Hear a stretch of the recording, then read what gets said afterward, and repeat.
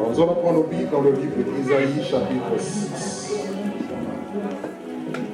Ésaïe chapitre 6.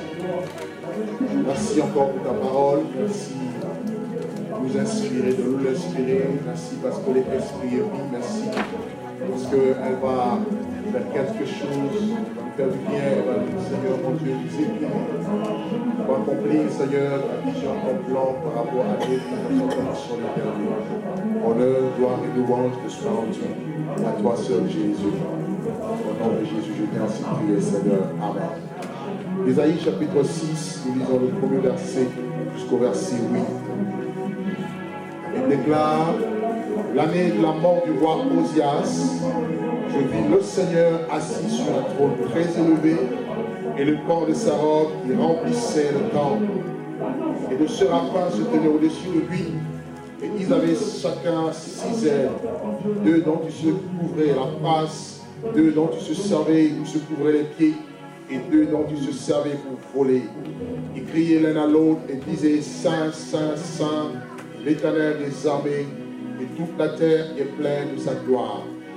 Et les portes furent ébranlées dans leur fondement par la voix qui retentissait, et la maison se remplit de fumée.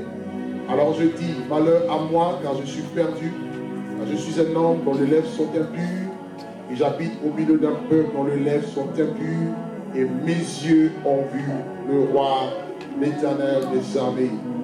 L'un des séraphins roula vers moi, et tenant à la main une pierre ardente qu'il avait prise sur l'autel avec des pincettes, et il en toucha ma bouche et dit: ceci a touché tes lèvres, et ton iniquité est enlevée, et ton péché est expié.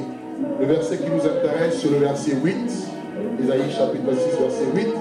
Il dit: et j'entendis la voix du Seigneur disant: qui enverrai-je et qui marchera pour nous? Regarde ton voisin, dis-lui: qui enverrai-je? Dis-lui: qui enverrai-je et qui marchera pour nous? Qui enverrai-je et qui marchera pour nous? Et je répondis: me voici, envoie-moi. Il est question ici du prophète Ésaïe. Le prophète Ésaïe qui vécut pratiquement 8 siècles avant Jésus-Christ. Et Dieu avait suscité dans un temps critique, dans un temps où la vérité avait pratiquement disparu, la délivrance était retirée du peuple, et Dieu cherchait une personne, Dieu cherchait quelqu'un à qui il allait confier la mission de parler, d'être son porte-parole. Et les prophètes à l'époque étaient comme les porte-paroles de l'Éternel. Ils étaient chargés de la mission de Dieu pour transmettre aux nations, transmettre au peuple et transmettre aussi à toutes les nations. Et voyez-vous, dans Ésaïe 1, dans Ésaïe 2, jusqu'à Ésaïe 5, Ésaïe va prophétiser parce qu'il était mandaté par Dieu. Mais voyez-vous, il va prophétiser avec des lèvres impures. Il prophétise, et arrivé au chapitre 6, il va avoir la révélation de la personne de Dieu. Ce qui veut dire quoi? Nous pouvons faire des choses, même pour Dieu, mais nous devons surtout faire ces choses avec la révélation. Parce que si nous manquons la révélation, nous pouvons faire des choses par habitude, sans même être agréés ou agréables à Dieu. Ce qui fait de nous, de chrétiens actuels, des chrétiens faibles, parce que nous ne recherchons pas la révélation, nous ne demandons pas à Dieu de se révéler à nous. Et Ésaïe prophétisait, mais ce jour-là, quelque chose va se passer. Il dira que l'année de la mort du roi Osias, un roi était mort, le roi Osias, Azaria, et cette année-là, il va avoir la vision. Dieu va lui ouvrir les yeux et il voit le Seigneur assis sur son trône. Dieu lui montre ce qui s'est passé au ciel, le Seigneur assis sur son trône de gloire et les pans de sa robe qui remplissaient tout le temple. Et il voit par la suite des anges, c'est-à-dire des séraphins qui étaient là et qui volaient et qui chantaient, qui louaient Dieu. Comme pour dire que dans la présence de Dieu, nous sommes appelés à le louer et à le chanter. Amen. Je vais demander à ceux qui ont des chewing-gums de le mettre de côté, s'il vous plaît, et Dieu vous bénira. Et il a vu des séraphins, il a vu des anges qui se tenaient dans la présence de Dieu et ils étaient en train de le servir. Dans la présence de Dieu, on vient pour le servir. Dans la présence de Dieu, on vient pour l'adorer. Dans la présence de Dieu, il n'y a personne que vous verrez inactif. La Bible dit que son trône est assis sur les chérubins et il y a des 24 vieillards devant son trône et ils se prosternent en jetant leur couronne et en adorant Dieu. La raison pour laquelle nous avons été créés, la raison pour laquelle Dieu a créé les choses qui sont visibles et invisibles, les choses que vous voyez et que vous ne voyez pas, les choses qui sont au ciel et sur la terre, c'est tout simplement pour l'adorer. Donc si vous n'adorez pas Dieu, c'est que vous ne le servez pas. Amen. Parce que les anges l'adorent. La Bible déclare que dans sa présence, nous sommes approchés de la montagne de Sion où les myriades forment le cœur des anges et qui nous sert de le louer.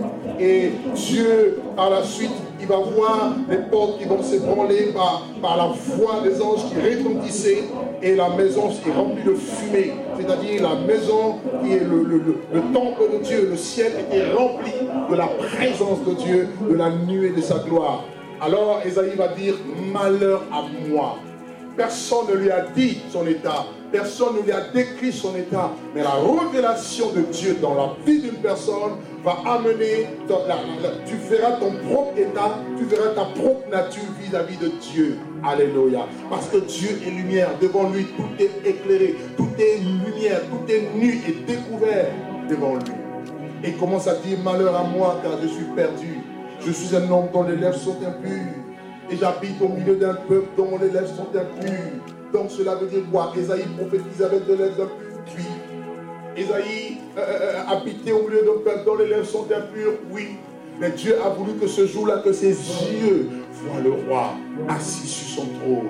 Et pendant qu'il pensait qu'il était désespéré, en voyant le Seigneur, parce qu'on ne peut pas voir Dieu avec son iniquité et ne pas être frappé ni foudroyé, tellement que Dieu est saint. Lorsque sa sainteté se révèle, se manifeste dans la vie d'une personne ou à un endroit, ceci amène forcément le jugement de Dieu. C'est pour cela qu'il a pleuré en disant malheur à moi.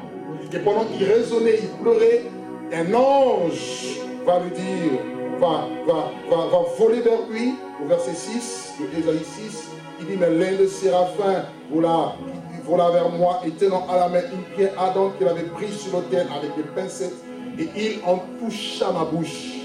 Et il dit ceci, à toucher tes lèvres, ton iniquité est expiée et ton péché est enlevé.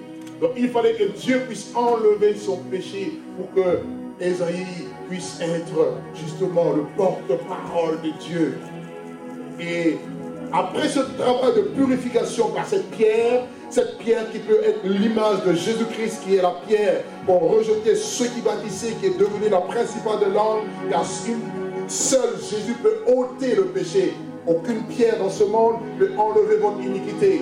Aucun homme ne peut vous sauver de votre péché. Seul Jésus. Et la Bible dit que l'ange a pris une pierre et cette pierre était une préfiguration de Christ qui enlève le péché de l'humanité. Une fois que cette pierre a touché ses lèvres, la Bible déclare que son iniquité a été enlevée. Son péché a été mis de côté. Alléluia. Alléluia. Et aussitôt après cela, le verset qui nous intéresse, c'est le verset 8, il est dit, et j'entendis la voix du Seigneur qui disait, et j'entendis la voix de Dieu. Quelqu'un peut-il entendre la voix de Dieu? Quelqu'un peut-il ouvrir les oreilles spirituelles pour entendre ce que Dieu dit? Parce que tu peux avoir des oreilles et ne pas entendre. Le Seigneur a dit, ils ont des yeux pour voir, mais ils ne voient pas. Ils ont des oreilles pour entendre, mais ils n'entendent pas. Mais il faut que Dieu puisse ouvrir tes oreilles afin d'entendre la voix qui vient du ciel. Et cette voix retentit depuis le commencement, depuis la Genèse. Qui enverrai-je? Car Dieu a un plan, car Dieu a une mission à confier à l'humanité. Mais Dieu veut se chercher une personne. Dieu se cherche un homme ou une femme qui va être capable, qui va répondre à cet appel. Une personne qui va se disposer à répondre à l'appel de Dieu par rapport au dessein de l'Éternel et par rapport à un temps. Qui enverrai-je et qui marchera pour nous? Dans d'autres versions, il est dit, qui sera notre messager? Qui sera notre messager? Tel est le thème de ma prédication, les messagers. les messagers. Les messagers. Alléluia. Frères, sœurs, dans chaque temps, dans chaque génération, dans chaque endroit, Dieu cherche des messagers. Dieu cherche des personnes à qui il va communiquer sa volonté et sa parole, à qui il va donner son autorité pour que cette personne puisse fidèlement transmettre le message. Et vous allez voir dans toute la Bible, de Genèse à Apocalypse, le plan de Dieu est quoi? Le plan de Dieu, c'est le salut de l'humanité. Le plan de Dieu, c'est que vous et moi, nous soyons sauvés. Que tout le monde, Dieu ne veut pas la mort d'un pécheur, même le pire de pécheur. Mais cependant les âmes, le monde meurt. Cependant les âmes meurent. Alors Dieu pose la question au temps d'Ésaïe, qui enverrai-je? Et cette question retentit aussi à notre temps, à notre génération. Qui enverrai-je et qui sera notre messager? Et allez avec moi dans Ésaïe chapitre 46. Ésaïe chapitre 46, au verset 10 à 11. Ésaïe 46, verset 10 à 11. Il est écrit ceci. Dieu dit, dans la bouche du prophète Ésaïe toujours, il dit, j'annonce de les commencements ce qui doit arriver, et longtemps d'avance ce qui n'est pas encore accompli. Et je dis, mes arrêts subsisteront, et j'exécuterai toute ma volonté. Regardez le verset 11. Il dit, c'est moi l'Éternel qui appelle de l'Orient un oiseau de proie, et d'une terre lointaine un homme pour accomplir mes desseins. Je le dis et je le réaliserai. Je l'ai conçu et je l'exécuterai. Amen. Donc Dieu annonce d'avance des choses qui vont arriver. Le Dieu de la Bible est un Dieu prophétique. Le Dieu de la Bible, c'est un Dieu qui annonce avant que la chose n'arrive, les choses qui vont arriver. C'est pour cela que vous devez aimer la Bible. Pour ceux qui connaissent la Bible, qui connaissent Dieu, malgré les circonstances que le monde peut connaître, ces personnes ne pourront jamais être ébranlées. Parce qu'avec Dieu, nous connaissons la finalité des choses. Alléluia. Avec Dieu, nous n'avons pas à nous effrayer. Nous n'avons pas à avoir peur. Parce que nous savons ce qui nous attend. Il dit, j'annonce de les commencements. Parce que Dieu annonce, Dieu parle et qu'il est invisible. Il veut qu'il y ait un homme, il veut qu'il y ait une femme pour annoncer cette parole. Et cette personne-là, Dieu la prend de loin. Il dit, je prends une personne de loin, d'une terre lointaine, et je l'amène dans une autre terre pour annoncer ma parole, pour être mon messager. Je veux dire à quelqu'un ce matin, tu n'es pas en France par hasard. Tu n'es pas en France en tourisme. Dieu ne t'a pas sorti des Antilles, de l'Afrique. Dieu ne t'a pas tiré d'un certain point du monde par hasard. Parce que Dieu t'a sorti d'une terre lointaine, parce que tu as un message à apporter. Quelqu'un ne m'a pas compris. Je disais que Dieu t'a sorti d'un endroit parce qu'il veut te donner un message à apporter. Alléluia. Tu dois comprendre que tu es le messager. Dieu veut réaliser son plan. Psaume chapitre 68. Psaume chapitre 68, le verset 12. Psaume 68, le verset 12. Qui enverrai-je et qui sera notre messager? Psaume 68, verset 12. La Bible déclare ceci. Le Seigneur dit une parole et les messagères de la bonne nouvelle sont une grande armée. Oh, qu'est-ce que j'aime cette parole. Dieu dit une seule parole. Mais voilà, les messagères sont en grand nombre, une grande armée. Et ma prière, c'est que dans ce temps dans lequel nous sommes, que Dieu puisse susciter beaucoup de messagers, beaucoup de messagères. Pourquoi? Parce que la parole a été déjà donnée. Dieu a déjà parlé. Alléluia. Dieu nous a déjà parlé. Nous avons la parole. Il a envoyé sa parole. Mais ce sont les messagers qui mentent. Ce sont les messagers qui font défaut. Amen. Aujourd'hui, nous sommes dans un temps, nous vivons dans un temps où le monde ne sait pas où il va. Le monde est plongé dans les ténèbres. Les gens sont submergés par des mauvaises nouvelles. Vous n'avez qu'à allumer votre télé. Chaque matin, vous allez entendre ce qui se passe dans le monde, des choses horribles. Catastrophes naturelles par-ci, chômage par-là, difficultés de l'autre côté, crise économique, crise financière. On ne sait plus où mettre la tête. Il y en a qui se disent, bon, je vais quitter la France parce que la France, ça ne va plus, je vais m'en aller en Amérique, là-bas aussi il y a des problèmes. D'autres disent, non, je vais quitter l'Europe, je m'en vais en Asie, je m'en vais en Afrique. Mais je vais vous dire quoi? Je vais vous dire que ça n'ira pas de bien en bien. Tout ira mal et tout ira encore plus mal. Parce que le monde a été plongé dans le péché. Le monde, nos nations ont fait un pacte avec le diable. La France a fait un pacte avec le démon de l'homosexualité. Et Dieu va frapper la nation. Et toutes les nations qui vont aller dans ce sens-là connaîtront ce qu'on appelle le jugement de Dieu. L'humanité va sombrer dans les ténèbres. Il n'y aura pas la paix sur la terre. Et si vous vous attendez à avoir une paix sur la terre, je peux vous dire que vous êtes mal orienté. Vous êtes mal pris. Parce que la paix ne viendra que dans le royaume de Dieu. Alléluia. Jésus, plutôt Paul dit que le royaume de Dieu, ce n'est pas le manger et le boire. Mais le royaume de Dieu, c'est la justice, c'est la paix, la joie par le Saint-Esprit. Alléluia. Je peux être dans un pays où il y a la crise, mais ne pas être affecté par la crise parce que je suis membre du royaume de Dieu. Quelqu'un ne m'a pas compris. Je vais dire une chose. Nous avons la parole de Dieu. C'est nous qui avons le message. Ne nous conformons pas au siècle présent. Ne regardons pas comme les hommes regardent. N'ayons pas la vision que le monde a. N'ayons pas la lecture de choses comme les gens du monde. Mais voyons les choses comme celui qui nous a appelés d'une terre lointaine, qui a mis en nous sa parole, voit les choses. Amen. Je veux dire qu'il n'a jamais menti, il n'a jamais trahi. Tous ceux qui ont mis leur confiance en lui ne seront jamais dans la confusion. La Bible déclare, tous ceux qui espèrent en l'Éternel sont comme la montagne de Sion. Elle est affermie pour toujours et elle ne chancellera jamais, jamais et jamais. Le monde est en quête de spiritualité.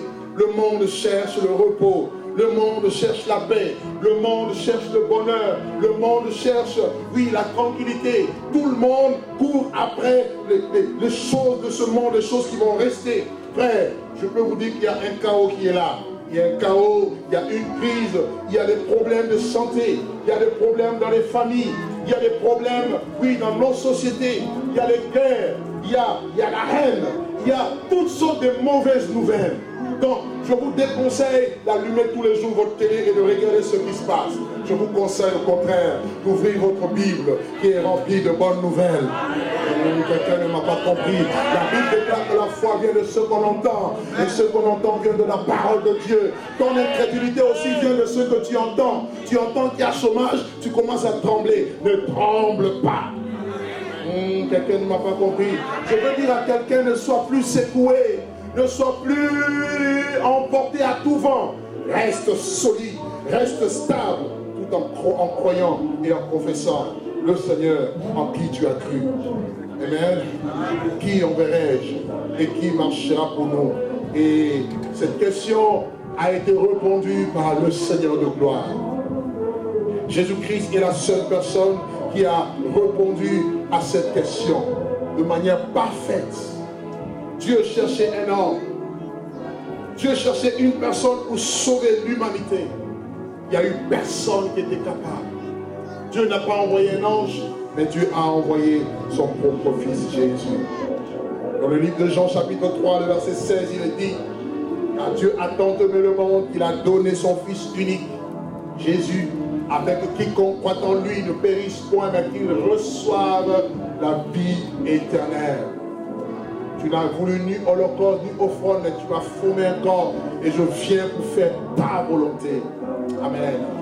Amen. Alors, qu'est-ce qu'un messager? C'est qui un messager?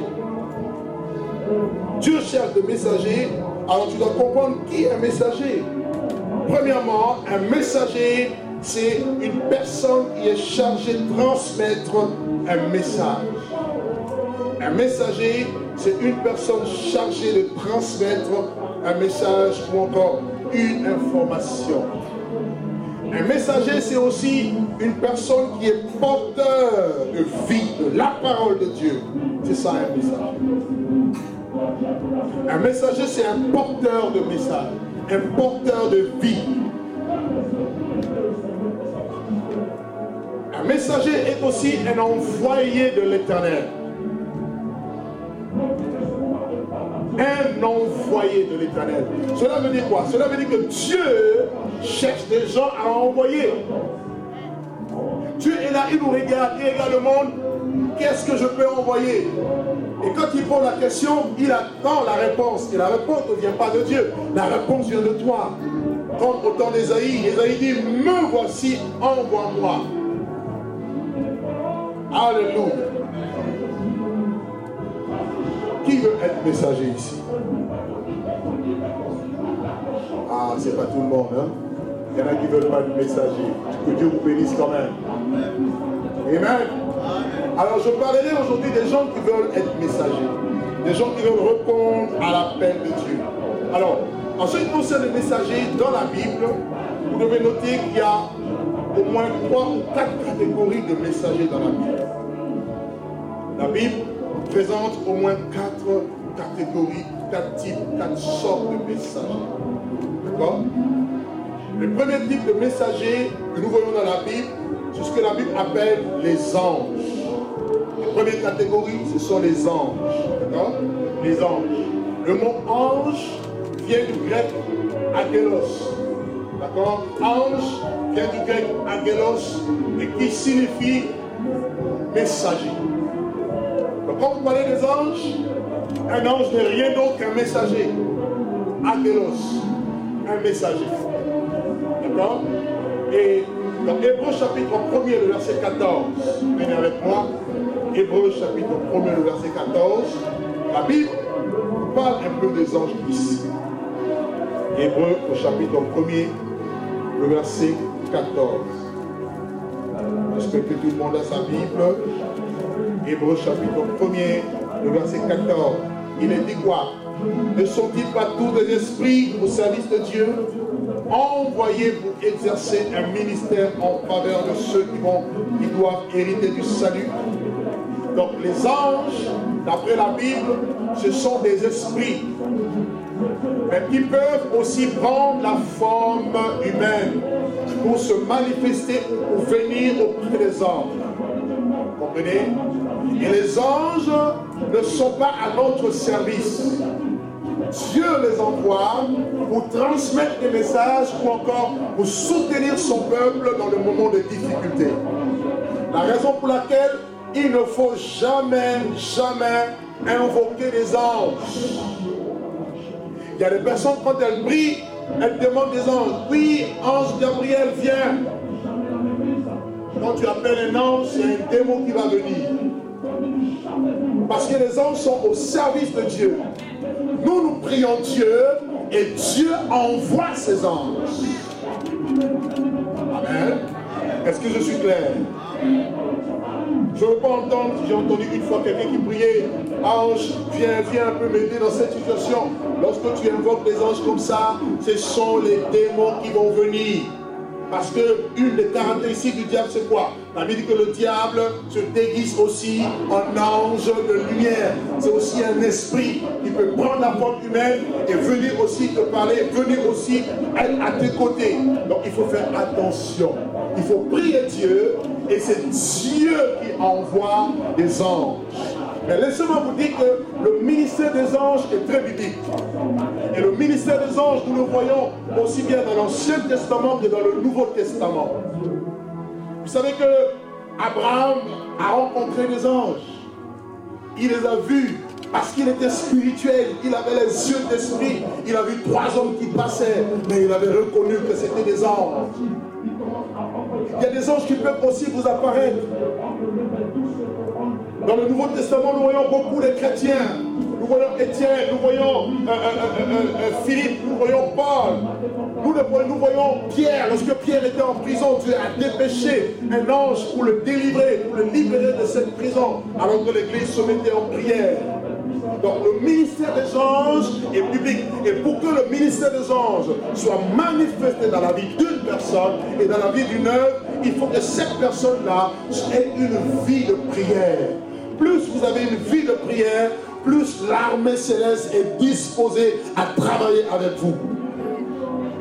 Amen. Vous savez, nous sommes dans un monde rempli de démons. Que Dieu vous ouvre les yeux. Partout où vous allez, vous qui travaillez, vous qui allez à l'école, si vous allez sur la route, si Dieu vous ouvre les yeux, vous risquez d'avoir peur. Tellement qu'il y a des démons, il y a des démons qui provoquent des accidents, qui provoquent des maladies, qui font des choses, des dégâts énormes. Mais pour ceux qui sont enfants de Dieu, la Bible dit que l'ange de l'Éternel, il campe autour de ceux qui les craignent pour les arracher du danger. Amen. Et c'est pour cela qu'il faut aimer cette compagnie. Il faut aimer Dieu. Il faut aimer la prière. Il faut être avec Dieu. Plus vous êtes avec Dieu. Regardez, quand Jésus était dans le désert, il a jeûné 40 jours et 40 nuits. Le diable est venu l'attaquer. Et après la victoire sur le diable, la Bible dit que Dieu a envoyé les anges qui sont venus le servir.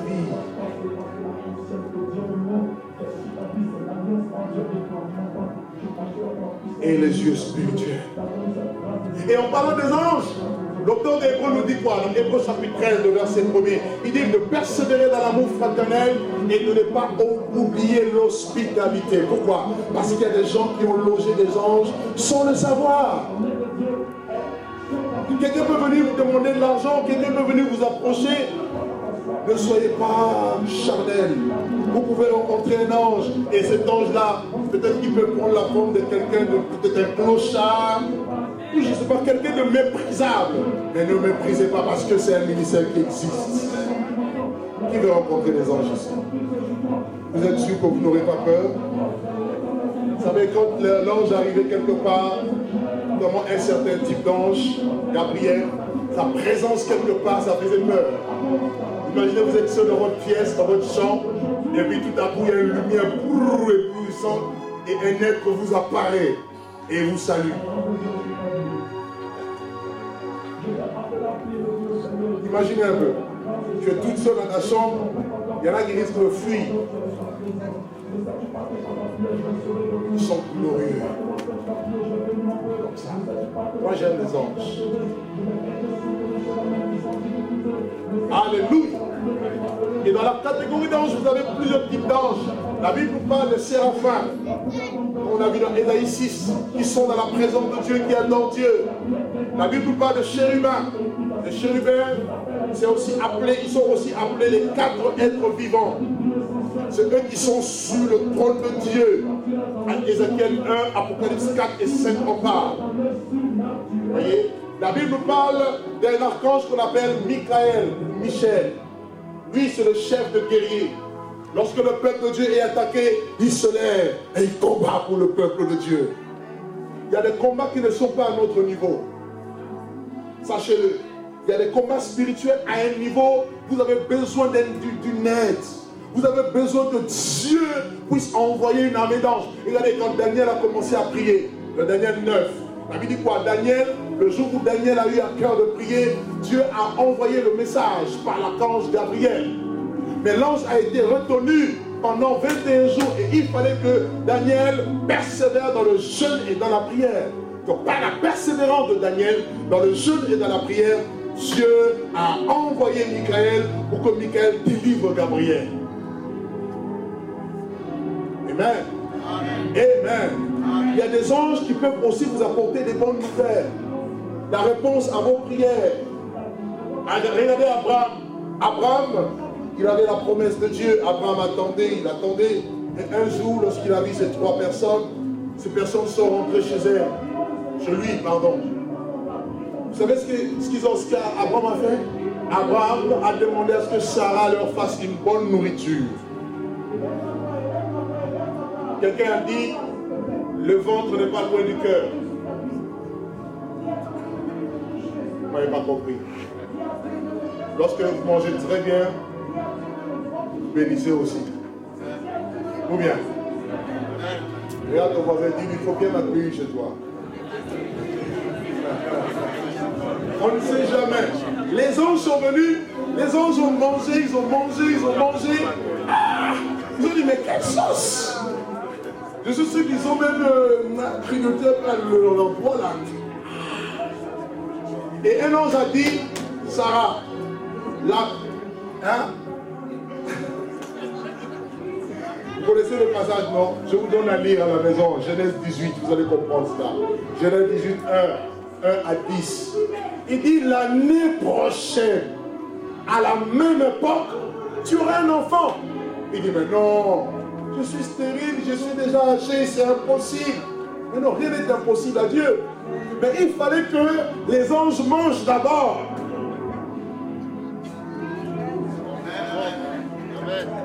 Elle n'a pas compris ce que je veux dire. Amen. Amen. Les anges. Et il y a un ange qui a été envoyé par Dieu spécialement pour donner des messages importants dans la vie. Il est question de l'archange Gabriel. Gabriel. Le nom Gabriel signifie homme de Dieu. Prenez avec moi Daniel, vous allez lire Daniel chapitre 8, le verset 16. Daniel chapitre 8, le verset 16.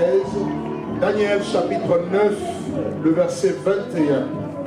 Dieu l'envoie auprès de Daniel et Daniel reçoit la révélation. Cela veut dire le message de Dieu pour la fin des temps. Et Dieu dit à Daniel, scelle cette parole jusqu'à la fin des temps. Car à la fin des temps, la connaissance augmentera. Lorsque Gabriel est envoyé, c'est toujours pour des messages importants. Et Daniel a reçu ce qu'on appelle l'Apocalypse de l'Ancien Testament. La révélation. C'est pour cela que vous ne pouvez pas comprendre Apocalypse sans avoir lu Daniel et inversement. Et ces deux livres sont liés. Et le message qui concernait la fin des temps a été communiqué par le canal de Gabriel à Daniel. Vous voyez également Gabriel dans la vie de Zacharie, Luc chapitre 1er, vous allez lire Luc chapitre 1er, le verset 11 au verset 19. Luc chapitre 1er, le verset 11 au verset 19. Zacharie était le père de Jean-Baptiste avec sa femme Élisabeth. La Bible déclare qu'il est rentré dans le temple selon le tour de sa classe. Il fallait qu'il offre des sacrifices sur l'autel. Et en ce moment, au moment où il présentait l'offrande à l'Éternel, un ange lui est apparu. Gabriel lui apparaît. Et Gabriel lui donne la promesse. Il dit que Dieu a entendu ta prière. Dieu te donnera un fils. Et il s'appellera Jean. Jean-Baptiste a été annoncé par Gabriel. Il dit il s'appellera Jean. Il sera grand devant l'Éternel. Et il marchera avec l'esprit et la puissance de lui, pour amener le cœur de père à leurs enfants et le cœur des enfants à leur père, et le rebelle à la sagesse des justes, et afin de préparer au peuple au Seigneur un peuple disposé. Donc Jean-Baptiste, c'était une personne très importante. C'est pour cela que sa venue a été annoncée par l'ange. La Bible dit qu'il serait la voix de celui qui crie dans le désert, celui qui a reçu le mandat ou l'autorité de présenter Christ sur la scène mondiale. Alléluia. C'était pas n'importe qui. Il était né, il est resté dans le désert. Vous savez que Jean-Baptiste a grandi dans le désert. Il n'a pas grandi comme vous et moi. Il a vécu dans le désert, il mangeait des sauterelles et avec du miel sauvage. Et il attendait le temps. Et lorsque le temps était arrivé, il est parti annoncer. Il disait, voici l'agneau de Dieu, celui qui ôte le péché du monde. Amen. Dieu dit qu'il serait grand. Alors, à sa venue, parce qu'il était grand devant Dieu, il fallait que l'ange Gabriel puisse l'annoncer. Et vous ne verrez pas Gabriel venir annoncer n'importe quel message. Regardez bien dans la Bible. C'est toujours des messages importants. Très importants. Et dans Luc chapitre, toujours chapitre 1er, vous voyez également Gabriel en tant que messager. Vous allez lire le verset 26 au verset 31. Luc chapitre 1er, le verset 26 au verset 31. Là, Gabriel sera envoyé auprès de Marie. Gabriel sera envoyé auprès de Marie, Marie la mère de Jésus, afin d'annoncer la naissance du Fils de Dieu, du Sauveur de l'humanité. Jésus, avant sa naissance, il a été annoncé. L'ange arrive au 6e mois, après avoir visité Zacharie. 6 mois après, il vient auprès de Marie. Il dit, je te salue, toi à qui une grâce a été donnée. Le Seigneur est avec toi. Il dit, la puissance de Dieu viendra sur toi. Le Seigneur te couvrira de son nom et tu enfanteras un fils et tu lui donneras le nom de Jésus. Car celui qui sauvera son peuple de ses iniquités. Donc pour annoncer la venue du Messie, Gabriel a été envoyé. Et Gabriel, c'est l'ange messager.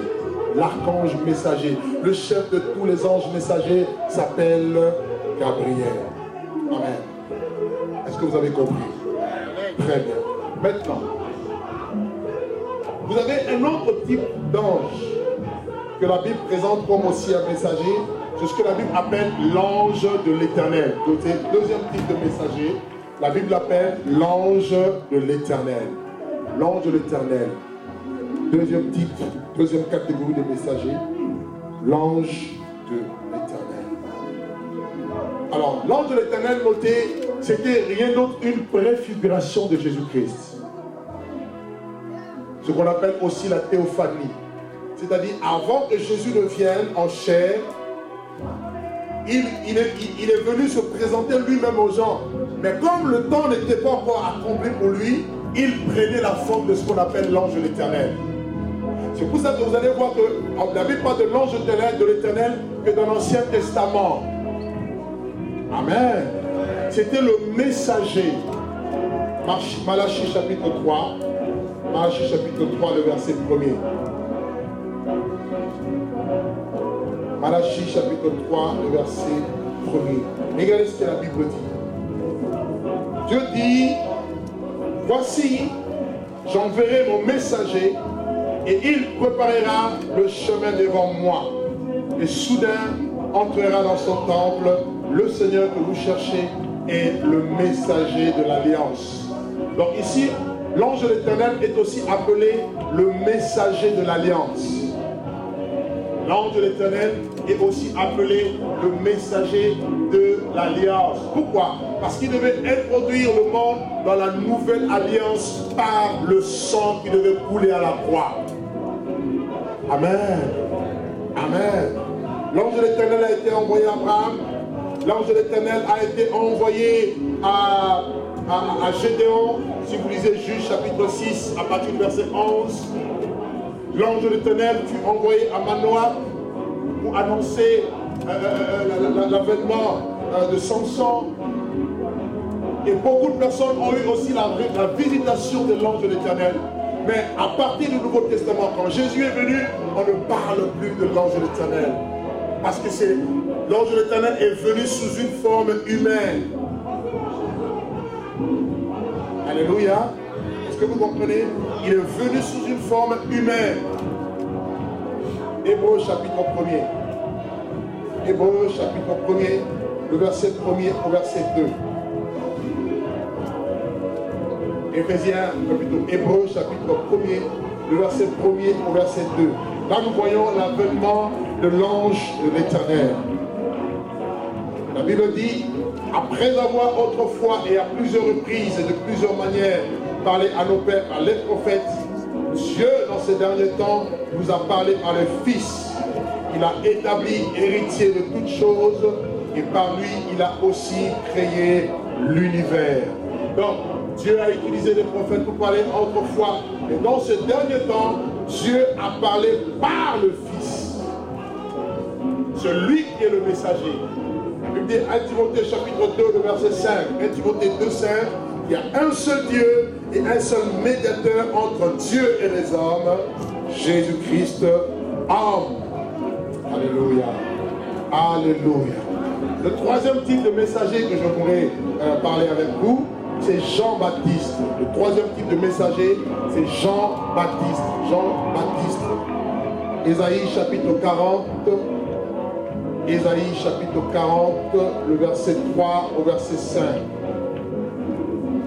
Jean-Baptiste fut aussi un messager. il a reçu de Dieu un message clair, annoncé avant l'avènement du Seigneur.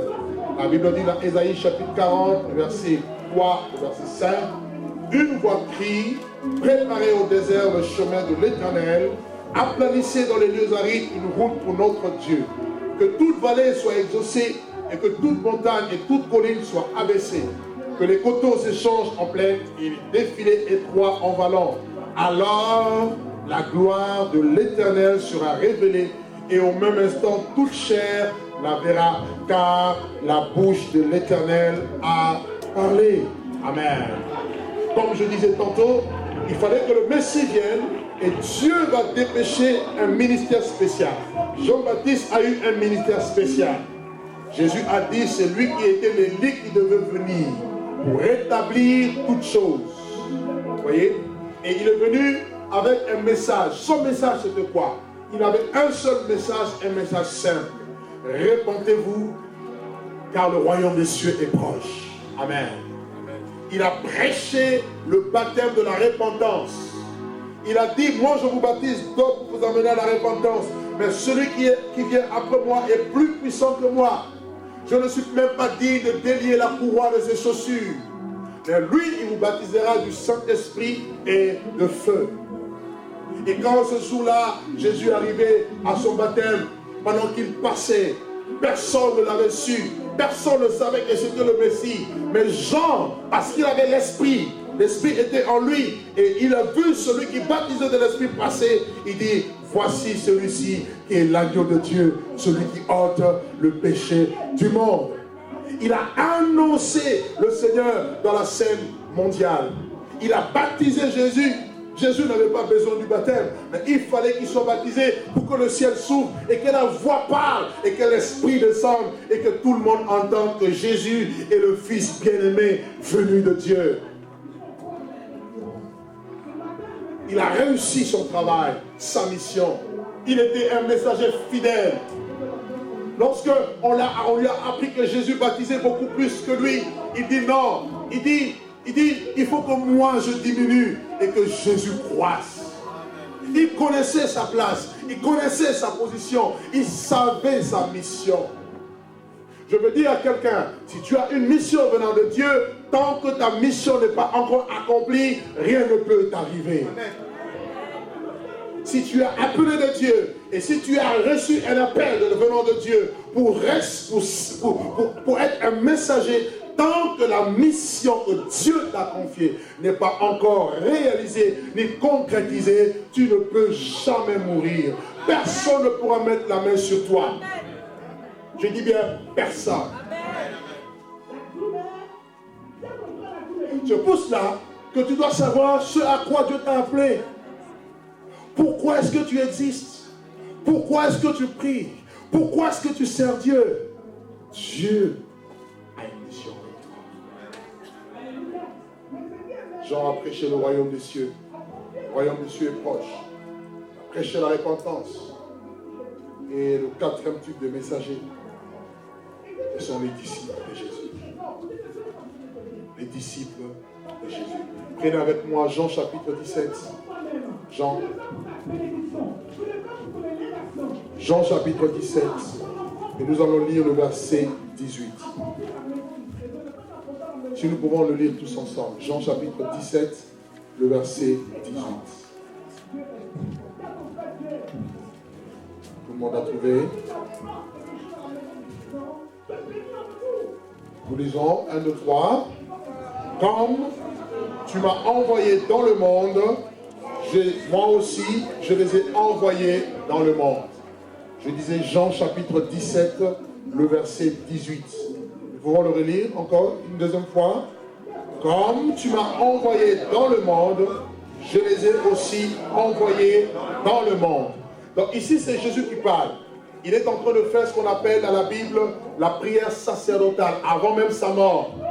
Jésus a été envoyé par Dieu. Comme je vous l'ai dit dans Jean 3, Dieu a tant aimé le monde qu'il a envoyé ou encore donné son Fils unique Jésus. Jésus est venu et il a accompli la volonté de Dieu. Il dit, ma nourriture est de faire la volonté de celui qui m'a envoyé et d'accomplir son œuvre. Et son œuvre, c'était quoi? Il fallait qu'il meure à la croix. Qu'est-ce que Dieu veut? Dieu veut que tous les hommes soient sauvés. Or, le salut ne pouvait pas passer, ne pouvait pas arriver à l'humanité sans la mort. Sans effusion de sang, il n'y a pas de pardon. La raison pour laquelle il est parti à la croix. Et à Gethsémani, il y a eu confrontation entre sa volonté et celle de Dieu. Mais il a quand même fait la volonté de Dieu. Il est mort à la croix. Et avant de mourir, il a crié, il a dit une parole de victoire. Père, tout est accompli. Donc, nous sommes dans la victoire parce que Christ a accompli la victoire à la croix. Et maintenant, il est rentré au Père. Avant de rentrer, il dit, comme moi le Père m'a envoyé, moi aussi, je vous envoie. Qui est disciple de Jésus ici? Le disciple n'est pas plus que le maître. Mais tout disciple accompli sera comme le maître. Comme le Père m'a envoyé, moi aussi je vous envoie. Il y a un coup d'envoi. J'ai été envoyé par Dieu dans le monde. Alors, frère, vous devez comprendre que si vous êtes disciple de Jésus, ce n'est pas pour vous amuser. Si vous êtes disciple de Jésus, c'est pour répondre à l'appel. Qui enverrai-je et qui marchera pour nous? Qui va marcher pour Dieu? L'Église est le corps de Christ, nous le disons. Christ est la tête. La tête a réussi sa mission. Mais le corps doit aussi continuer la mission. Si Dieu n'avait pas une mission avec toi, il t'aurait enlevé le jour de ta conversion. Mais parce que tu n'es pas enlevé, parce que l'enlèvement tarde à venir, c'est parce que tu as une mission dans le monde. Amen. Tu dois comprendre cela. Tu as une mission. Et ta mission va se traduire dans ton environnement, dans ton, je dirais, périmètre, là où tu évolues. Ça peut être à l'école, ça peut être au travail, ça peut être dans ta famille, ça peut être au milieu de tes amis, ça peut être, en tout cas, peu importe l'endroit où tu évolues, dans ton entreprise, dans ton quartier, dans ta ville. Sache que Dieu t'a confié une mission. Dieu a dit une parole que tu dois, n'est-ce pas, utiliser comme messager pour apporter aux autres. Comme le Père m'a envoyé, moi aussi, je vous envoie. Amen. Tous les disciples sont les envoyés de Dieu, sont les messagers de Dieu. Alors, il y a deux choses que vous devez noter en parlant de messagers puisque nous sommes les disciples de Jésus. Pourquoi Dieu n'envoie pas des anges pour prêcher l'évangile? Pourquoi? Même quand Dieu devait venir sur terre, il a pris la forme d'un homme. Pourquoi? Pourquoi Dieu n'envoie pas des animaux? Pourquoi Dieu n'envoie pas des arbres? Mais Dieu te choisit tel que tu es.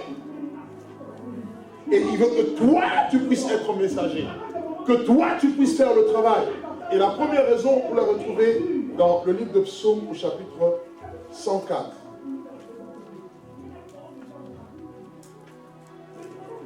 Que Dieu te réveille aujourd'hui au nom de Jésus. Psaume chapitre 104. Vous êtes avec moi? Nous allons lire le verset 4. Juste le verset 4. Psaume 104, le verset 4. Vous y êtes? La Bible dit quoi? Il fait devant ses messagers et il fait de feu, plutôt des flammes de feu, ses serviteurs. Alors, je veux que tu dises à ton voisin, aide-moi à dire à ton voisin, tu es du vent. Dis-lui, tu es aussi un messager. Dis-lui, tu es une flamme de feu. Dis-lui, tu es serviteur de Dieu. Alors, tu vas répéter encore. Dis-lui, tu es du vent. Tu es un messager.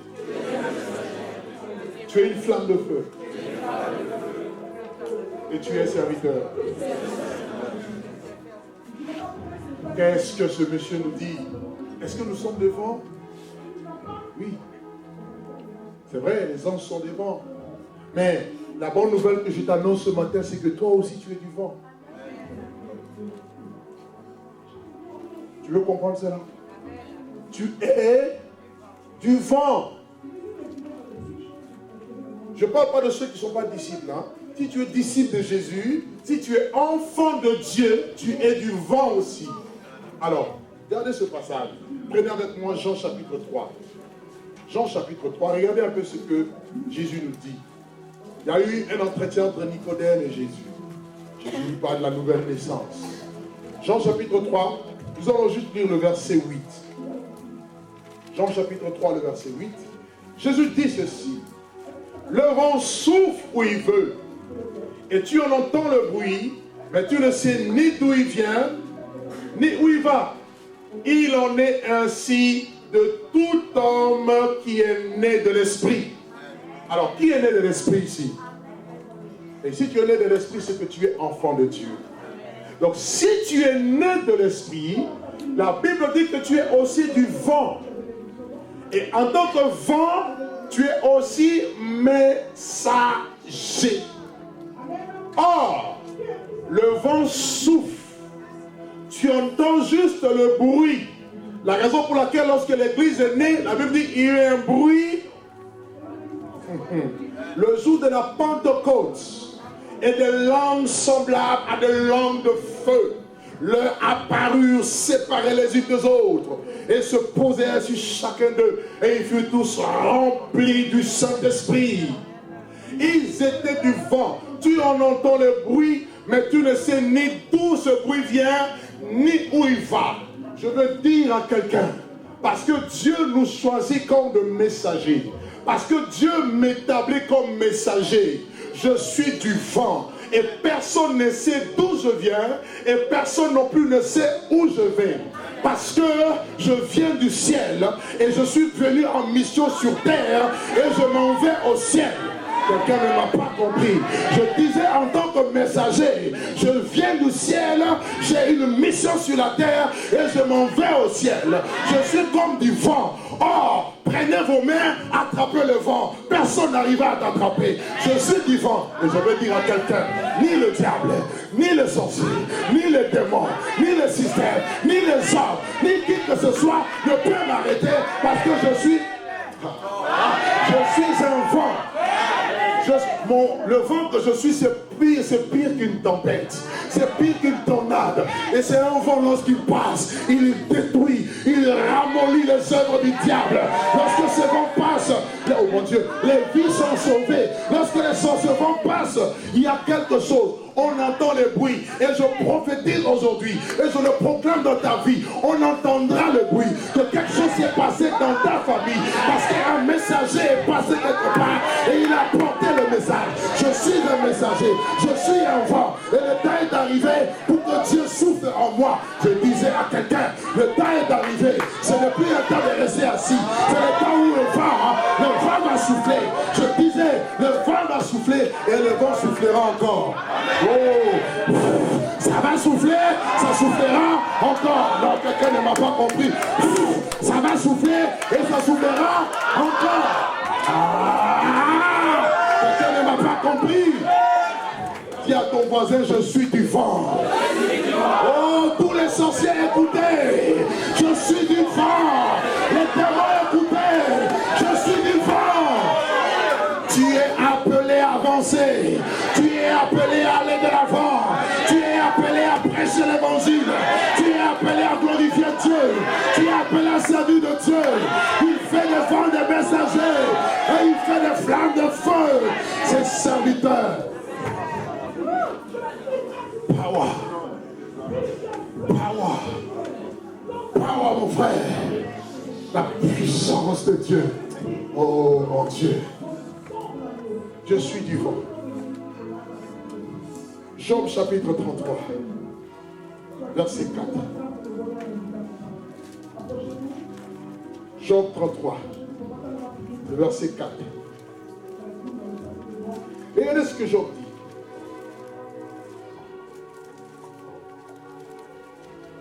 Le livre de Job 33, verset 4 nous dit: l'Esprit de Dieu m'a créé, et le souffle du Tout-Puissant m'anime.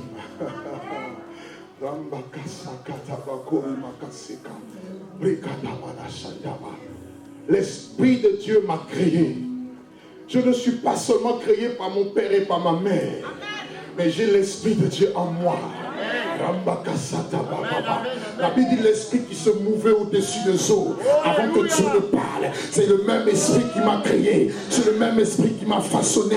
Dieu dit à Jérémie, avant que tu ne sois formé dans les seins de ta mère, avant que, oh mon Dieu, ta mère ne puisse te concevoir, je te connaissais et je t'avais déjà établi. Tu n'es pas là par hasard. Je veux dire à quelqu'un, tu n'es pas le produit du hasard. Tu es un messager de Dieu. Dieu te connaissait. Dieu te savait que tu allais porter son message et il t'a déjà créé. Son souffle t'a déjà façonné. Je suis façonné par le souffle de Dieu. Je ne suis pas seulement composé de la chair, car la chair ne sert à rien. C'est l'esprit qui vivifie. L'esprit en moi m'a façonné et le souffle de Tout-Puissant m'anime. Quand l'homme était comme une masse informe, que Dieu dit quoi? Il était Dieu forma l'homme de la poussière de la terre, mais ensuite il souffla dans ses narines un souffle de vie et l'homme devint une âme vivante. Tu n'es pas mort, mais tu es vivant. Notre Dieu n'est pas un Dieu de mort, mais c'est un Dieu de vivant. Je me dis que si tu es messager, tu dois être vivant. Alléluia, alléluia, alléluia, alléluia. Ce n'est pas un Dieu de mort, ce n'est pas un Dieu de petites choses, c'est un Dieu de vivant. Ces hommes qui ont bouleversé le monde sont arrivés jusqu'ici. Il n'est pas seulement question des apôtres. Eux, c'est parce qu'ils avaient compris qu'ils étaient du vent. Mais toi, tu te négliges. Tu négliges la vie de sanctification. Tu négliges la vie de prière. Voilà pourquoi tu ne vois pas ce feu attisé en toi. Et Paul dit à Timothée, allume la flamme du temps que tu as reçu de Dieu. J'ai reçu quelque chose de Dieu. Je dois l'entretenir. Je dois entretenir le feu. Je dois entretenir l'onction, je dois prier, je dois jeûner, je dois servir Dieu, je dois chasser les démons. Ce n'est pas Jésus qui viendra chasser les démons. Il a dit, voici les miracles qui accompagneront ceux qui auront cru. Et si tu as cru ici, sache que les démons de ta famille, ce n'est pas le pasteur qui va les chasser.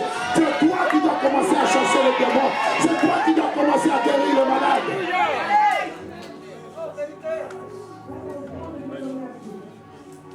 Le diable réussit malheureusement à éteindre beaucoup d'enfants de Dieu. Vous devenez éteints à cause de la distraction, à cause des choses de ce monde, les choses qui vont rester, frère. Non, je veux dire que je suis du vent et le vent souffle. Tu en entends juste le bruit. Tu sais qu'il est passé, le temps que tu te rendes compte, le feu a déjà embrasé.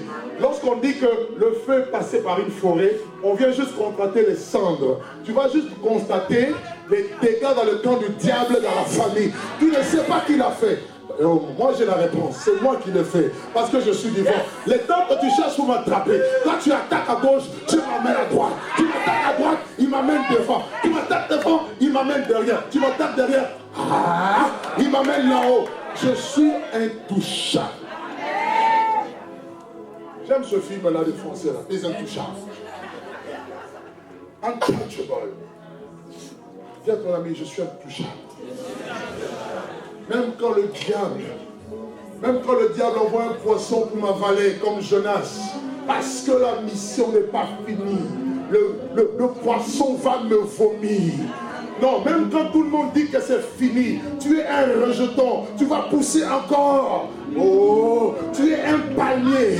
La Bible dit tous, oh mon Dieu, ceux qui croient au Seigneur, ils sont comme des palmiers. Lorsqu'on coupe un palmier, les rejetons poussent encore. Donc je veux dire qu'on ne peut pas te couper. Même si on t'a coupé hier, on a pris la scie, tu vas encore repousser. C'est ça la puissance de la résurrection. Quelqu'un ne m'a pas compris. Je disais que c'est ça la puissance de la résurrection. Je revis à nouveau. Je revis à nouveau pour être le messager de Dieu. Et où sont les messagers? Où sont les messagers? Deuxième raison, Malachie chapitre 2 verset 7. Malachie chapitre 2 verset 7. Malachie chapitre 2 le verset 7. La Bible dit, car Les lèvres du sacrificateur doivent garder la science et c'est à sa bouche qu'on demande la loi parce qu'il est un envoyé de l'Éternel des armées. Dans d'autres versions, il est dit parce qu'il est un messager de l'Éternel. Frère, la Bible nous enseigne que tout chrétien, tout enfant de Dieu est devenu sacrificateur. Apocalypse 1, chapitre 6 et Apocalypse 5, verset 10, la Bible dit qu'il a fait de nous un royaume de sacrificateurs. C'est qui un sacrificateur? Sous la nouvelle alliance, un sacrificateur est un intercesseur. Un sacrificateur est un adorateur. Parce que nous sacrifions notre vie. Offrez vos corps comme des sacrifices vivants. C'est agréable à Dieu. Ce qui sera de votre part un culte raisonnable. Amen. Amen. Voilà un sacrificateur. Voilà. Et la Bible dit qu'il a fait de ces sacrificateurs des messagers. Donc Dieu, parce que tu es sacrificateur, parce que tu es adorateur, Dieu te confie une mission, c'est d'être aussi messager ou messagère. Est-ce que tu comprends? Alléluia. Donc, tu n'es pas là par hasard. Dieu ne t'a pas mis de côté par hasard. Nous sommes un sacerdoce royal, une nation sainte, un peuple acquis. Dieu t'a acquis par son sang pour que tu puisses sacrifier, que tu puisses être la personne sur qui il veut compter. Dieu ne veut pas compter sur les animaux. Vous savez qu'au temps de Balaam, il y avait l'ânesse de Balaam qui avait prophétisé. Jésus dit quoi? Si ces hommes se taisent, les pierres crieront. Dieu ne veut pas utiliser des pierres. Autant de Barak, c'était un juge en Israël, parce que les hommes ne s'étaient pas levés, Dieu a suscité une femme du nom de Déborah. Donc, quand tu refuses de te lever, sache que Dieu suscitera quelqu'un d'autre et toi tu passeras à côté. Mais je prie et je prie que dans cette église, que les hommes se lèvent et que les Déborah aussi se lèvent. Alléluia. Il faut que tous ensemble, nous soyons des messagers, que nous répondions à l'appel de Dieu. Amen. Alors, pour terminer, il y a deux choses importantes qu'il faut savoir en tant que messager, ce que Dieu attend de toi. La première chose, c'est quoi? Un messager doit avoir un message. Nous sommes d'accord? Parce que si tu dis je suis messager, on va te poser la question, et c'est quoi ton message? Ah ben je ne sais pas. Non. Un messager a un message. C'est logique. Un messager porte en lui un message. Alors, tu dois comprendre, avant que tu puisses porter le message aux gens, tu dois être toi-même le message. La raison pour laquelle, dans le livre de 2 Corinthiens chapitre 3, vous allez noter 2 Corinthiens chapitre 3, le verset 1er au verset 3, Paul dit que vous êtes manifestement une lettre de Christ. Enfant de Dieu, tu ne peux pas apporter un message aussi efficace si toi-même tu ne reflètes pas ce message. Aujourd'hui, ce qui fait la faiblesse de l'église, c'est quoi? Il y a beaucoup de prédicateurs, il y a beaucoup de gens qui parlent de Dieu, mais très peu vivent cette parole. Voilà pourquoi il n'y a pas d'impact. L'impact ne vient pas parce que je parle, mais l'impact vient parce que je vis cette parole. La Bible dit que la lettre tue, mais c'est l'esprit qui vivifie. Donc, en tant que messager, tu dois comprendre que ta première mission, c'est d'abord de vivre le message. C'est de vivre la parole de Dieu. Mais la parole de Dieu en pratique. Nous avons beaucoup de connaissances, mais nous mettons très peu cette connaissance en pratique. Voilà pourquoi nous sommes faibles. Tu n'es pas fort parce que tu connais, tu as mémorisé toute la Bible. Tu es fort parce que tu mets la parole de Dieu en pratique. Que ce livre de la loi ne s'éloigne pas de ta bouche. Médite le jour et nuit pour agir fidèlement selon tout ce qui est écrit. C'est alors que tu auras du succès dans tes entreprises. C'est alors que tu réussiras. Amen. Enfant de Dieu, Obéissez à la parole de Dieu. Enfants de Dieu, vivez la parole. Car la parole, lorsque vous la vivez, elle vous transforme de l'intérieur. Et si vous êtes transformé de l'intérieur, avant même que vous ouvriez la bouche, les gens vont déjà voir que vous êtes un message. Vous savez, ce sont les gens, ceux qui habitaient Antioche, qui ont appelé les disciples chrétiens. Ne te fais pas savoir, non, moi, quand tu arrives à un endroit, moi je suis chrétien, moi je suis serviteur de Dieu. On n'a pas besoin de le savoir. Vis la parole, les gens verront que non, tu n'es pas comme tous les autres. Lorsque les amis ont des conversations qui ne donnent pas gloire à Dieu, on ne va pas te retrouver dedans. Lorsque les gens vont faire des mauvaises choses, ils vont voir que non, toi tu es différent. Dans cette génération, c'est difficile de ne pas avoir un copain lorsqu'on est jeune. Mais toi, tu peux montrer la différence que tu es jeune, mais que tu n'as pas de copain et que tu attends le mariage. Amen. Et je peux vous dire que les païens nous regardent. Parce que pour vous montrer que les païens vous regardent, le jour où vous, chrétiens, les païens qui savent que vous êtes chrétiens, vous faites ce qui n'est pas bien, ils vont te dire, ah, toi aussi. Regarde ton voisin, dis-lui, toi aussi. Dis-lui, toi aussi tu fumes. Regarde-le, dis-lui, toi aussi tu fumes. Toi aussi tu bois de l'alcool. Ah, j'entends quelqu'un dire ici, où est le mal dans l'alcool? L'Esprit de Dieu m'a dit, quelqu'un a dit ici, là, où est le mal? Toi aussi tu bois de l'alcool. Est-ce que Jésus, est-ce que Jean-Baptiste buvait de l'alcool? Ah là, il n'y a plus d'amen. Toi aussi, tu es dans la boîte de nuit. Toi aussi. Toi aussi, tu fais comme nous. Vous êtes là peut-être, vous peut-être même si vous ne servez pas Dieu, peut-être dans votre travail, on va vous appeler pasteur. Je connais un frère ici, là, il me voit, il dit, lui tellement qu'il parle de Jésus, dans son travail, on dit, ah, voilà le pasteur arrive. Parce qu'il parle souvent de Jésus. Ah, voilà la prophétesse, elle arrive. Parce que tu deviens porteur de message. Alléluia. Ne te mets pas à parler. Ne te mets pas à trop parler. Commence d'abord à vivre. Amen. Il y aura l'impact. Cela va se manifester autour de toi. Les gens diront non, tu es différent. Tu es spécial. Un messager doit vivre la parole de Dieu. Un messager doit pratiquer l'évangile. Ça, c'est la première chose. La deuxième chose qu'il faut pour un messager, tu as besoin de la puissance du Saint-Esprit.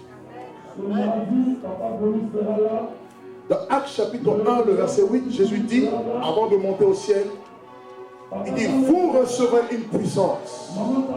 Le Saint-Esprit survenant sur vous, et vous serez mes témoins à Jérusalem, à Samarie, en Judée, jusqu'aux extrémités de la terre. Frère, on n'a pas besoin d'avoir une puissance pour témoigner de quelque chose.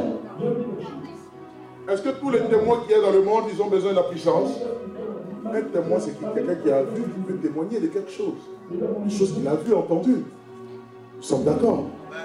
Mais vous allez voir que, en ce qui concerne cette parole, vous ne pouvez pas être un messager efficace sans la puissance du Saint-Esprit.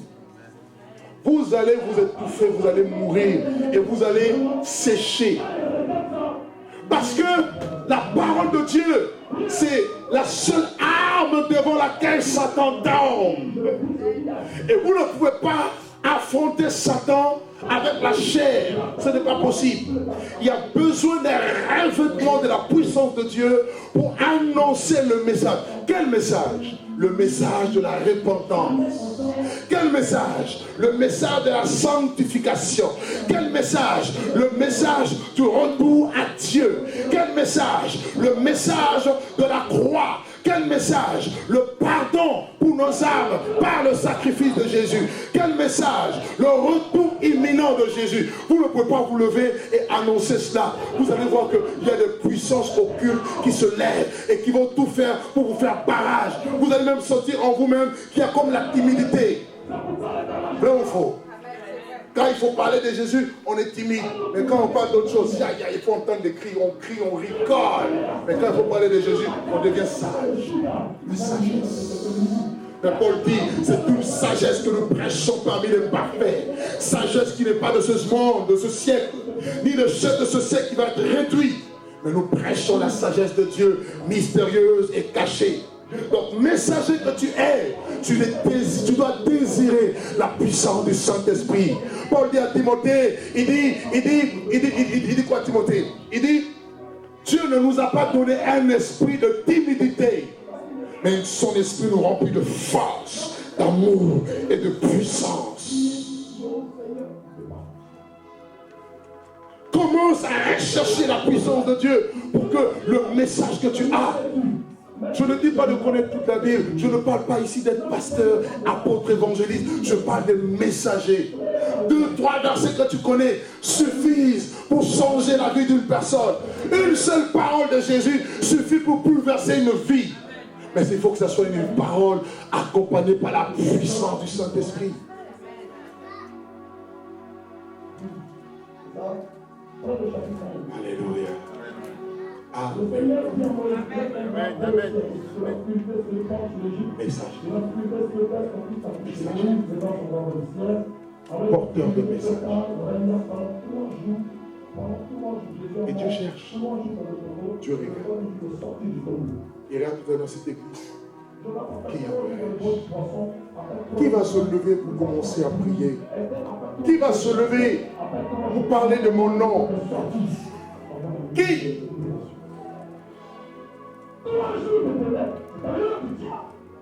Est-ce que quelqu'un peut répondre à cet appel? Nous voici. Est-ce que quelqu'un peut répondre? Nous voici. Je vais terminer. Ceux qui veulent répondre à l'appel de Dieu, lève-toi là-haut, juste là où tu es.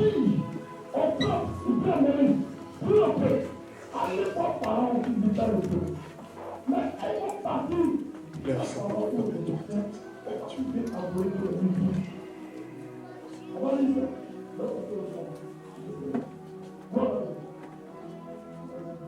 Amen. Alléluia.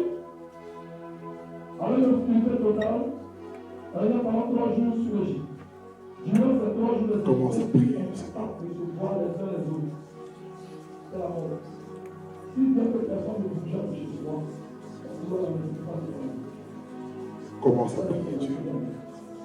Alléluia. Dis-lui, je veux être ce messager. Cette messagère. Oh, la manasanta, la managoya, la santa.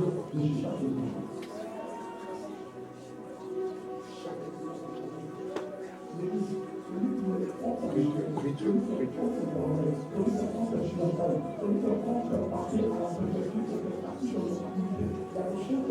Alléluia. Alléluia. Alléluia.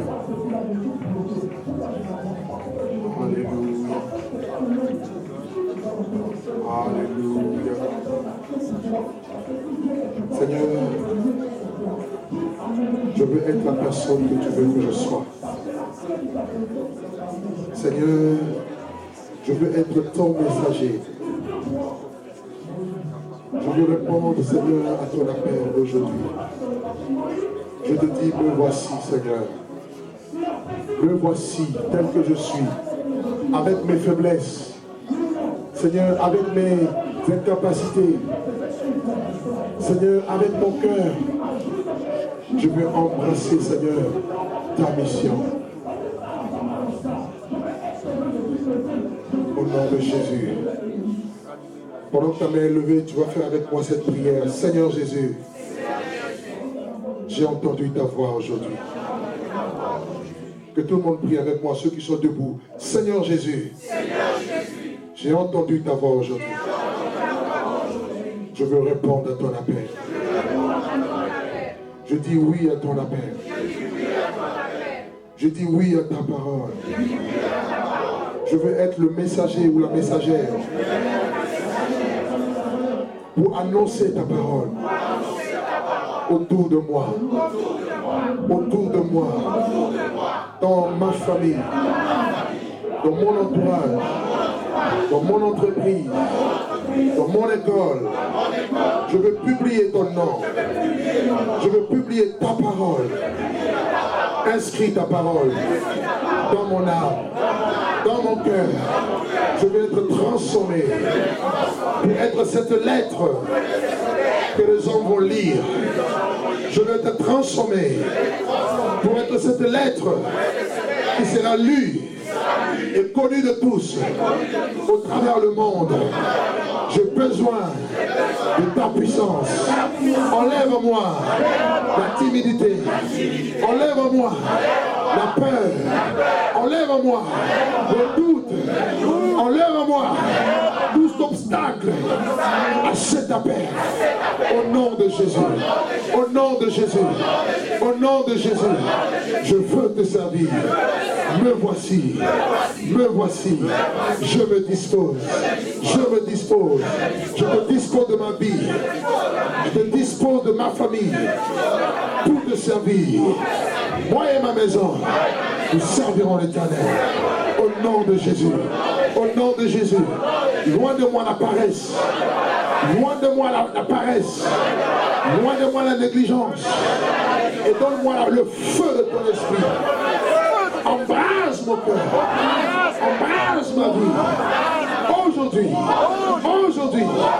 Aujourd'hui, je prie pour ma vie. Qu'elle ne soit plus la même. Au nom de Jésus. Au nom de Jésus. Amen. Que tout le monde acclame le nom du Seigneur.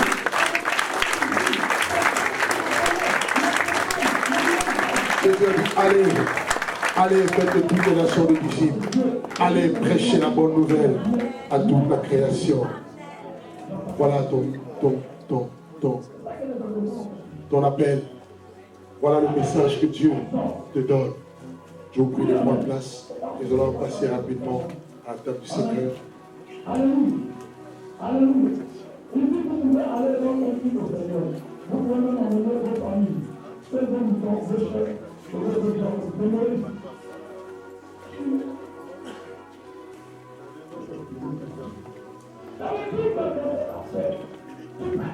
Jésus, mon Dieu. La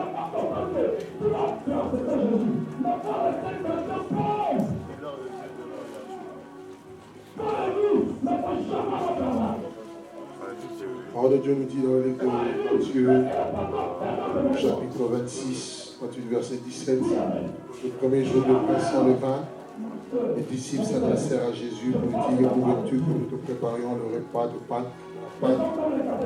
Il répondit: allez dans la ville chez lequel et vous lui direz: le maître dit, mon temps est proche et je ferai chez toi la Pâque avec mes disciples. Et les disciples firent ce que Jésus leur avait ordonné et ils préparèrent la Pâque. Et le soir étant venu, il s'est mis à table avec les 11 et pendant qu'il mangeait, il dit: je vous le dis en vérité, l'un de vous me livrera. Il fut profondément attristé. Et chacun se mit à dire: est-ce moi, Seigneur? Et répondit celui qui a mis avec moi la main dans le plat, celui qui me livrera. Le Fils de l'homme s'en va, selon ce qui est écrit de lui. Mais malheur à l'homme par qui le Fils de l'homme est livré. Mieux vaudrait pour cet homme qui ne soit pas né. Je le livrer. Puis la parole est dit: est-ce moi, Rabbi? Jésus répondit: tu l'as dit. Et pendant qu'il mangeait, Jésus prit du pain et après avoir rendu grâce, il le rompit et le donna aux disciples en disant: prenez et mangez, ceci est mon corps. Il prit ensuite une coupe et après avoir rendu grâce, il leur donna en disant: buvez-en tous, car ceci est mon sang, le sang de l'alliance qui est répandu pour beaucoup pour le pardon des péchés. Je vous le dis, je ne boirai plus désormais du fruit de la vie jusqu'au jour où j'en boirai de nouveau avec vous dans le royaume de mon Père. Amen. Gloire à Dieu. Donc nous allons passer à la table du Seigneur.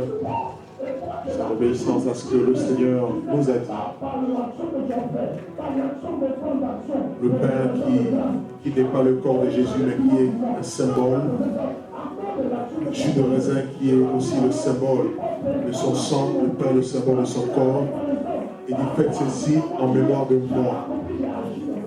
Et nous voulons nous rappeler de ce que Jésus-Christ a fait à la croix pour nous. Car ceci prouve aussi et marque la victoire que nous avons dans le royaume des ténèbres, sur le royaume des ténèbres. Alléluia. Il dit, prenez ceci et mon corps, prenez ceci et mon sang. Et ce corps a été brisé à la croix pour nos péchés. Amen. Seigneur, pendant que cette table est distribuée, ce pain, ce jus de raisin, je prie, oh Dieu, que tu puisses te souvenir de ton alliance avec ton peuple, te souvenir de ton alliance avec Israël, te souvenir de ton alliance avec l'Église. Mon Dieu, nous voulons nous rappeler de ce que tu as fait et proclamer haut et fort, Seigneur, mon Dieu, notre appartenance à ton royaume, le royaume des lumières, et notre victoire sur les forces du mal. Quelle que soit leur force, leur pouvoir, leur intensité, les ont été vaincus à croix. Que ton nom soit béni, glorifié, toi qui vis à jamais, au nom de Jésus. Je t'ai ainsi prié. Amen. Si ton sang qui purifie, si ton sang qui donne la vie, Est-ce que nous pouvons nous lever tous ensemble dans la scène? si ton sang Si quelqu'un est dans le péché, je te conseille de le prendre. qui a coulé, oui, ton sang précieux m'a racheté. Je suis plus blanc, plus blanc que la neige, que la neige. Oh Jésus, toi l'agneau immolé, c'est ton sang qui purifie, c'est ton sang qui donne la vie. C'est ton sang qui a coulé.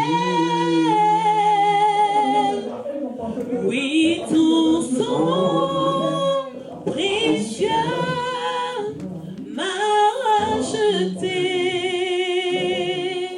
Je suis plus blanc, plus blanc que la neige, que la neige.